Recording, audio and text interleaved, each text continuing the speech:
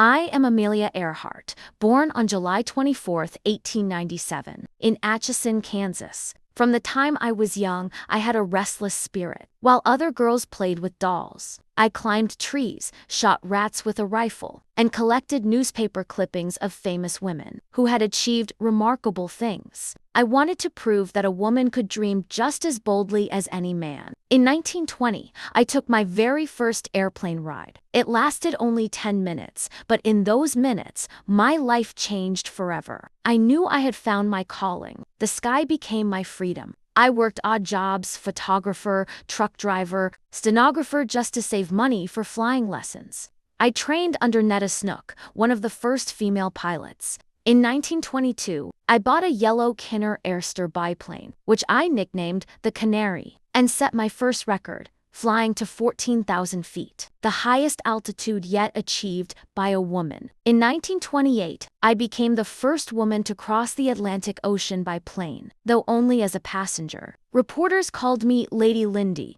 comparing me to Charles Lindbergh. But I wanted more than fame. I wanted to prove myself as a pilot. So in 1932, I did what no woman had ever done before. I flew solo across the Atlantic. The journey was cold, stormy, and terrifying. But after 14 hours, I landed in Ireland. That flight made me an international icon. I wasn't chasing records just for myself. I believed women needed role models to see that they, too, could break barriers. I lectured, wrote books, and helped found an organization for female pilots. I wanted the next generation of women to soar higher than I ever could. Over the years, I set more records. First woman to fly solo coast to coast across the U.S. First person to fly solo from Honolulu to California. Each time I pushed the limits of what was thought possible. But my greatest ambition was to circumnavigate the globe.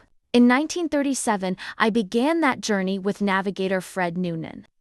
We flew across South America, Africa, India, and Southeast Asia. By July, we had covered 22,000 miles and had only 7,000 left. On July 2nd, we departed from Lae, New Guinea, heading for Howland Island, a tiny speck in the Pacific. We never made it. Despite radio transmissions, the U.S. Coast Guard could not locate us. My plane disappeared into the vast ocean, and with it, my story seemed to end. But I never saw my life as a tragedy. I lived it on my own terms with courage, curiosity, and the refusal to accept limits. Whether in the cockpit or in the hearts of those I inspired, I showed that the sky belongs to anyone brave enough to claim it. I am Amelia Earhart. My body may have vanished, but my spirit will always soar.